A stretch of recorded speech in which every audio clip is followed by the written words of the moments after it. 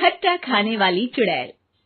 रात को अचानक राधिका मौसी को किचन से कुछ गिरने की आवाज आई।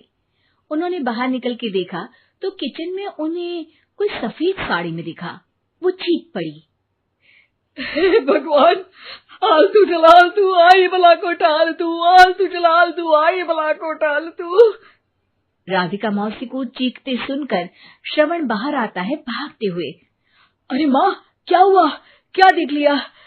दादी माँ आ गई क्या सपने में? अरे बेटा, रसोड़े में देख तो कौन है? श्रवण रसोड़े में झांक कर देखता है और उसे कोई नहीं दिखता अंदर। अब रसोड़े में तो कोई नहीं है माँ। कोई सफेद साड़ी में नहीं है क्या? नहीं माँ, कोई भी नहीं है। चिल्लम चिल्ली की आवाज सुनकर काजल भी वहां आ जाती है। अब क्या हो गया माँ जी? अरे बेटा, रसोड़े में एक चुड़ैल थी सफेद साड़ी में। अरे क्या कर रही थी वो अंदर? अरे बताया नहीं, कल आएगी ना तो पूछ लूंगी। चुड़ैल जी, आपका क्या प्लान है? माँ जी, रात बहुत हो गई है, आपने कोई बुरा सपना देखा होगा, चलिए सो जाइए। राधिका मौसी सोने तो चली जाती है, पर उनको रात भर नींद ही नहीं आती। वो कुछ भी उलझुल बातें सोचने लगती है। कहीं चुड़ैल की वजह से तो घर में टेंशन नहीं हो रहा, कहीं उसी की वजह से तो वो दादी नहीं बन पा रही। सुबह जब राधिका मौसी रसोड़े में छानबीन करती है तो पाती है कि नींबू का अचार गायब है। चुड़ैल नींबू का अचार ले गई, मुझे तो ठीक नहीं लग रहा कुछ। चुड़ैल को भी पता है कि जिंदगी का असली मजा तो खट्टे में ही है। राधिका मौसी झट से श्रवण को फोन कर देती है। बेटा, मुझे समस्या समझ में आ गई है, हमें एक तांत्रिक की जरूरत है। अरे क्या बोल रही हो माँ, तांत्रिक की क्या जरूरत है? आप पूजा पाठ तो कर ही रही हो ना। आलतू जलालतू मंत्र सारे फालतू जैसे कुछ मंत्र पढ़ो, चली जाएगी अपने आप चुड़ैल। अरे नहीं बेटा, कभी चुड़ैल को कम नहीं समझते। अरे तुझे पता भी नहीं चलेगा कि कभी वो छल करके काजल की जगह घर की बहू खुद बन जाएगी। क्या माँ, कुछ भी बोल रही हो? कहाँ काजल और कहाँ चुड़ैल? वैसे एक बात बताओ, काजल को अगर गाने के लिए बोल देना तो चुड़ैल काजल की आवाज सुनकर घर तो क्या, धरती लोग छोड़कर चली जाएगी। तुम ना पढ़े लिखे बच्चे हर चीज को मजाक समझते हो। तुम रहने दो, मैं खुद ही तांत्रिक को बुला लेती हूँ। अच्छा सुन, शाम को इमली लेके आना। क्या है कि चटनी खाए बहुत दिन हो गए है ना? नहीं माँ, इमली तांत्रिक से ही मंगवा लो ना, आटा वगैरह भी उसी से पिसवा लेना। देखो मुझे काम करना है। श्रवण रात को कई तरह की सब्जियों के साथ माँ के कहने पे चटनी के लिए इमली भी ले आया था, लेकिन राधिका मौसी के दिमाग में अलग ही फिल्म चल रही थी। उन्हें अब सिर्फ शक ही नहीं यकीन होने लगा था कि शायद चुड़ैल ने श्रवण पर अपना जाल बिछा दिया था, जिस वजह से श्रवण उनकी बात ही नहीं मान रहा था। पर कोई नहीं, आने वाली रात में राधिका मौसी खुद तैयार हो गई चुड़ैल को पकड़ने के लिए। रुद्राक्ष की माला, तुलसी का पत्ता, हनुमान चालीसा सब हाथ के पास ही था, बस चुड़ैल का इंतजार था। और जैसा राधिका मौसी ने सोचा था वैसा ही हुआ।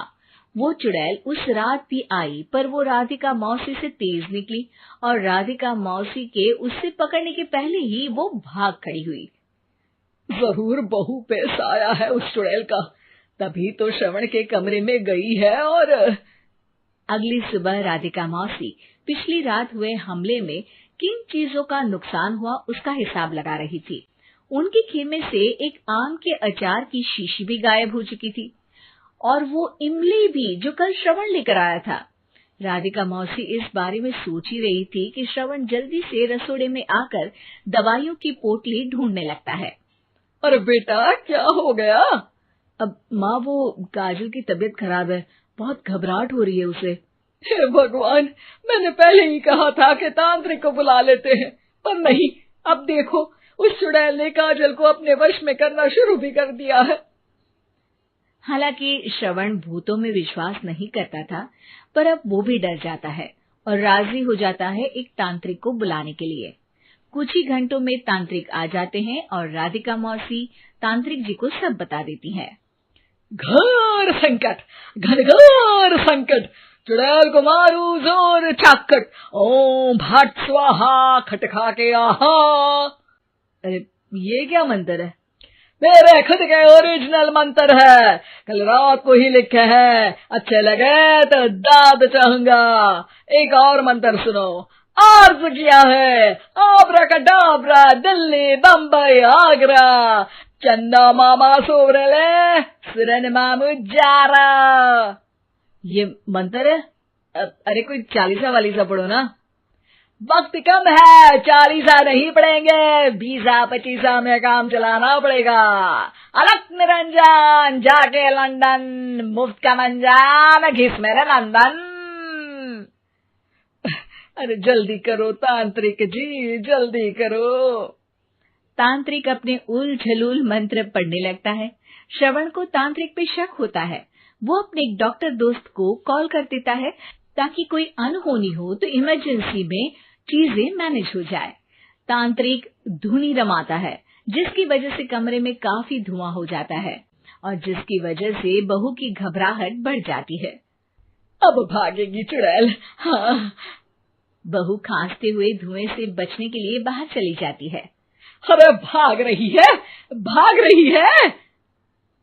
पीछे पीछे श्रवण भी जाता है। बहू एक सोफे पर बैठ जाती है। तभी डॉक्टर दोस्त आ जाते हैं और श्रवण को पानी लाने के लिए कहते हैं। थोड़े चेकअप के बाद डॉक्टर कहते हैं, मेरे हिसाब से जाप का काम पूरा हो गया है। क्या मतलब? अरे कुछ भी नहीं माँ, कोई चुड़ैल नहीं है, खुशखबरी है, अब दादी बनने वाली है। मगर वो सब अचार के डब्बे। श्रवण दोनों अचार के डब्बे अपनी माँ को दिखाता है, जो कि उनके बिस्तर के नीचे छुपे हुए थे। आपने सही बोला था माँ, वो चुड़ैल काजल ही थी जो खट्टा खा रही थी। हमें कल ही पता चला, पर हमने आपको ये तांत्रिक वाला काम करने दिया ताकि आपको भरोसा हो जाए कि भूत वगैरह कुछ होता ही नहीं। अच्छा अच्छा, ये तो बड़ी खुशी की बात है, पर बेटा मुझे एक झाड़ू तो ला दे। क्यों माँ? ये तांत्रिक का भूत उतारती हूँ मैं। अब तांत्रिक राधा मौसी के डर से घर से भाग निकलता है और राधा मौसी उसके पीछे भागती है। अरे संकट ये घनघोर है, तांत्रिक मुआ चोर है।